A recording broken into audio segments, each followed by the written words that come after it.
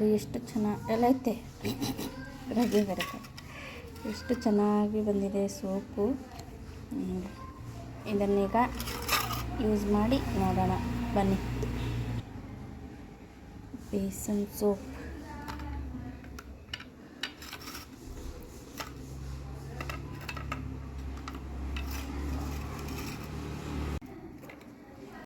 Hi friends, ಎಲ್ಲರಿಗೂ good morning. ಎಲ್ಲರೂ ಹೇಗಿದ್ದೀರಾ? ಚೆನ್ನಾಗಿದ್ದೀರಾ ಅಂದ್ಕೊಂಡಿದ್ದೀನಿ. ಇವತ್ತು ನಾನು ಪಾಪುಗೆ ಟ್ಯಾನ್ ಆಗಿರೋದಕ್ಕೆ ಸೋಪು ಮನೆಯಲ್ಲೇ ಪ್ರಿಪೇರ್ ಮಾಡೋಣ ಅಂದ್ಕೊಂಡೆ. ಆ ಕಾರಣಕ್ಕೆ ಒಂದು ಸೋಪ್ ಬೇಸ್ ತರಿಸ್ಕೊಂಡಿದ್ದೀನಿ. ಇದು 500 ಗ್ರಾಮ್ ಇದೆ. ನನಗೆ ಇಷ್ಟೊಂದು ಬೇಕಾಗಲ್ಲ. ನಾನು ಸಿಂಪಲಾಗಿ 2 ಅಥವಾ 1 ಮಾಡೋಣ ಅಂತ ಅಂದ್ಕೊಂಡಿದ್ದೀನಿ ಟ್ಯಾನ್ ಆಗಿರೋದಕ್ಕೆ. ಇದಕ್ಕೆ ಏನೇನು ಬಳಸಿದ್ದೀನಿ ಅಂದರೆ, ಇದರಲ್ಲಿ ನಾನು ಈ ಪೌಡ್ರಲ್ಲಿ ಇದು ಏನಂದರೆ ಮಸೂರ್ ದಾಲ್ ಅಂತಾರಲ್ಲ, ಕೆಂಪು ಬೇಳೆ ಹೆಸರು ಕಾಳು ಫುಲ್ಲು ಸ್ವಲ್ಪ ತರಿಯಾಗಿ ರುಬ್ಕೊಂಡಿದ್ದೀನಿ. ಯಾಕಂದರೆ ಇದೊಂದು ಸ್ವಲ್ಪ ಹಿಂಗೆ ತರಿದ್ರೆ ನಮಗೆ ಟ್ಯಾನ್ ಎಲ್ಲ ಕಮ್ಮಿ ಮಾಡೋಕ್ಕೆ ಚೆನ್ನಾಗಾಗುತ್ತಿದ್ದು. ಮತ್ತು ಅಕ್ಕಿ ಹಿಟ್ಟು 1 ಟೇಬಲ್ ಸ್ಪೂನ್ ಅಷ್ಟು ತೊಗೊಂಡಿದ್ದೀನಿ. ಇದು ಕಡಲೆ ಹಿಟ್ಟು. ಇದು ಮಕ್ಕಳಿಗೆ ಈಗ ಸೆಕೆ ಬೆವರು ಶಾಲೆ ಎಲ್ಲ ಇರುತ್ತೆ, ಸಣ್ಣ ಗುಳ್ಳೆಗಳಾಗ್ತಾವಂತ ಬೇವಿನ ಸೊಪ್ಪಿನ ಪುಡಿ.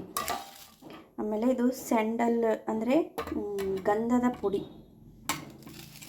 ಇದು ನಾನು ಅರಿಶಿಣ ತೊಗೊಂಡಿದ್ದೀನಿ. ಅರಿಶಿಣ ಅಂದರೆ ಮನೆಯಲ್ಲಿ ಯೂಸ್ ಮಾಡೋದಲ್ಲ, ಇದು ಚಂದನ ಅರಿಶಿಣ ಅಂತ, ಇದನ್ನು ನಾನು ತೊಗೊಂಡಿದ್ದೀನಿ. ಹಾಗೆ ಇದು ಆರೆಂಜ್ ಪೌಡ್ರು, ಇದನ್ನು ಮುಖಕ್ಕೆ ಮಕ್ಕಳಿಗೆಲ್ಲ ಭಾಳ ಒಳ್ಳೆಯದಂತ ಇದನ್ನು ತೊಗೊಂಡಿದ್ದೀನಿ. ನೋಡಿ, ಇಷ್ಟು ಐಟಮ್ ತೊಗೊಂಡಿದ್ದೀನಿ. ಇದರ ಜೊತೆಗೆ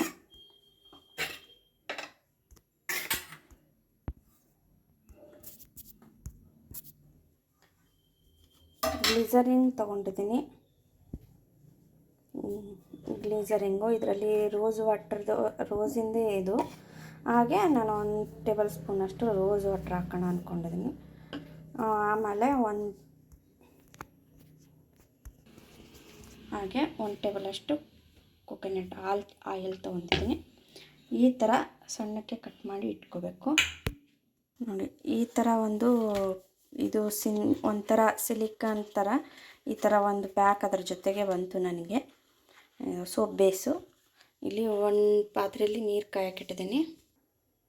ನಾವು ಈ ಥರ ಇದರಲ್ಲಿ ತೊಗೊತಿದ್ದೀವಿ ನೋಡಿ. ಇದರೊಳಗೆಲ್ಲ ಹಾಕಿ ಸೋಪ್ ಬೇಸು ಸಣ್ಣ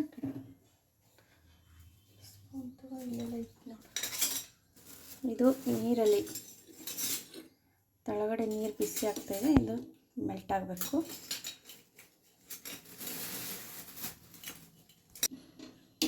ಚೆನ್ನಾಗಿ ಮೆಲ್ಟ್ ಆಗಬೇಕು. ಮೆಲ್ಟ್ ಆಗ್ತಾಯಿದೆ. ಬೇಗನೆ ಮೆಲ್ಟ್ ಆಗುತ್ತೆ. ಬಿಸಿ ಕಾದಿದ್ರೆ ನೀರು ಚೆನ್ನಾಗಿ ಮೆಲ್ಟ್ ಆಗಲಿ.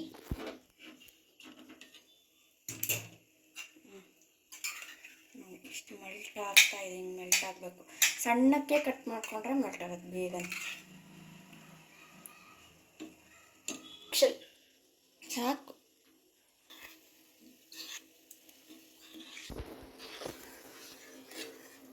ನೋಡಿ, ಇಷ್ಟು ಬೇಗನೆ ಮೆಲ್ಟ್ ಆಯ್ತು. ಇದು ಸಣ್ಣಕ್ಕೆ ಕಟ್ ಮಾಡಿಕೊಂಡ್ರೆ ಮೆಲ್ಟ್ ಆಗಿಬಿಡುತ್ತೆ ಬೇಗನೆ.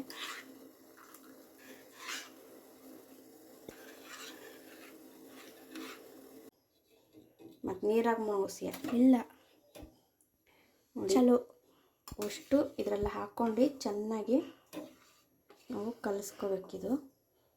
ನಿಮ್ಮ ಹತ್ರ ವಿಟಮಿನ್ ಇ ಇದ್ದರೆ, ದೊಡ್ಡವರು ಯೂಸ್ ಮಾಡೋದಾದರೆ ವಿಟಮಿನ್ ಇ ಹಾಕ್ಕೊಳ್ಳಿ ಟ್ಯಾಬ್ಲೆಟ್ಸು. ನಾನು ಮಗುಗಂತ ಮಾಡ್ತಾಯಿದ್ದೀನಿ. ಬಿಸಿಲಲ್ಲೆಲ್ಲ ಅಡ್ಡಾಡ್ತಾರಲ್ಲ, ಟ್ಯಾನ್ ಆಗಿರುತ್ತೆ ಅಂತ ಮಾಡ್ತಾಯಿದ್ದೀನಿ. ಹಾಗೆ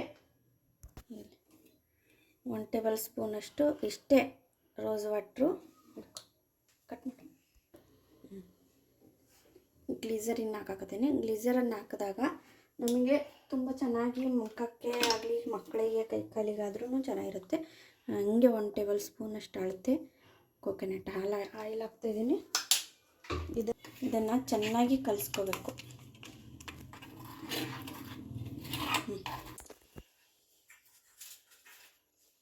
ಇನ್ನೊಂದು ಲಾಸ್ಟು ಇದು ನಾನು ಬ್ರೂ ನೆಸ್ಕೆಫೆ ತೊಗೊಂಡಿದ್ದೀನಿ. ನೀವು ಯಾವ್ದಾರ ತೊಗೊಳ್ಳಿ ಕಾಫಿ ಪುಡಿನ, ಇದೊಂದು ಸ್ವಲ್ಪ ಹಾಕ್ಕೋಬೇಕು. ಕಾಫಿ ಪುಡಿ ಬಳಸೋದ್ರಿಂದ ತುಂಬ ಚೆನ್ನಾಗಿ ಗ್ಲೋಯಿಂಗ್ ಕೊಡುತ್ತೆ, ಮುಖದಲ್ಲಿರೋ ಪಿಂಪಲ್ಸ್ ಎಲ್ಲ ಕಮ್ಮಿ. ಇದನ್ನು ನಾನು ಸ್ವಲ್ಪ ಹಾಕಿದ್ದೀನಿ. ಇದನ್ನು ಚೆನ್ನಾಗಿ ಕಲಿಸ್ಕೋಬೇಕು. ನೀರಲ್ಲೇ ಇಟ್ಕೊಂಡು ಸ್ವಲ್ಪ ಕೋಲ್ಡೇ ಆಗಲಾರ್ದಂಗೆ ಅದು ಇದಕ್ಕೆ ಸ್ವಲ್ಪ ರೌಂಡಕ್ಕೆ ಆಯಿಲ್ ಹಚ್ಕೊಳ್ಳಿ.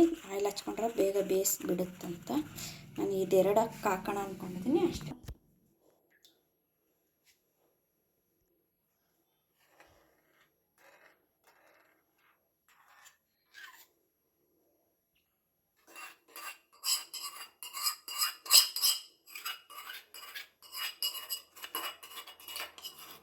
ಅವೆಲ್ಲ ಹಾಕಿರೋದ್ರಿಂದ ವಾಸನೆಯೂ ಭಾಳ ಚೆನ್ನಾಗಿರುತ್ತದೆ. ಮಕ್ಕಳಿಗೆ ಈಗ ಬೇವ್ಸಲಿ ಅದೆಲ್ಲ ಆಗಿರುತ್ತಲ್ಲ, ಕಡ್ತಾಗಳೆ ಎಲ್ಲ ಬರುತ್ತಲ್ಲ, ಅದಕ್ಕೆಲ್ಲ ಹೋಗುತ್ತೆ. ನೋಡಿ ಎಷ್ಟು ಚೆನ್ನಾಗಿ ಬರುತ್ತದೆ. ಇದನ್ನು ಸ್ವಲ್ಪ ಟೈಮ್ ಬಿಟ್ಟರೆ ಫುಲ್ ಗಟ್ಟಿ ಆಗುತ್ತೆ.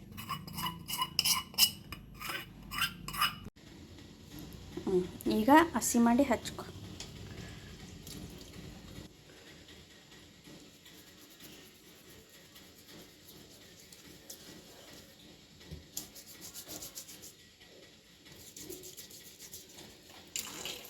ಘಮ ಘಮ ಅನ್ನತ್ತಲ್ಲ ಸೋಪು.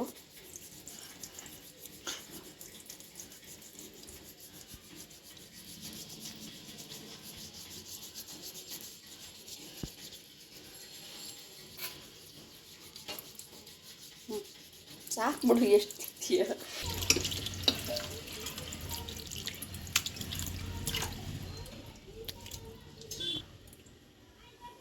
ನೋಡಿ ಎಷ್ಟು ಚೆನ್ನಾಗಿ ಟ್ಯಾನ್ ಇದರಲ್ಲೇ ಗೊತ್ತಾಗುತ್ತೆ. ಎರಡಕ್ಕೂ ಇದು ಯೂಸ್ ಮಾಡಿದ್ದಾನೆ, ಇದು ಯೂಸ್ ಮಾಡಿಲ್ಲ. ನೋಡಿ ಇದಕ್ಕೂ ಇದಕ್ಕೆ ಇಲ್ಲಿಂದ ಇಷ್ಟು ಯೂಸ್ ಮಾಡಿದ್ದಾನೆ. ಬೇಗನೆ ಟ್ಯಾನು ರಿಮೂವ್ ಆಗುತ್ತೆ. ನೋಡಿ ನೀವು ಮಾಡ್ಕೊಳ್ಳಿ. Thank you. ನನ್ನ ಚಾನಲ್ನ ಸಪೋರ್ಟ್ ಮಾಡಿ, ಸಬ್ಸ್ಕ್ರೈಬ್ ಮಾಡ್ಕೊಳ್ಳಿ, ಬೆಲ್ ಐಕಾನ್ ಪ್ರೆಸ್ ಮಾಡಿ. ಹಾಗೆ ಈ ಸೋಪನ್ನು ನೀವು ಪ್ರಿಪೇರ್ ಮಾಡ್ಕೊಂಡು ಯೂಸ್ ಮಾಡಿ. ತುಂಬ ಚೆನ್ನಾಗಿದೆ. ಮಕ್ಕಳಿಗೆಲ್ಲ ತುಂಬ ವಾಸನೆಯೂ ಘಮ ಘಮ ಅನ್ನತ್ತೆ. ತುಂಬ ಚೆನ್ನಾಗಿದೆ ನೋಡಿ.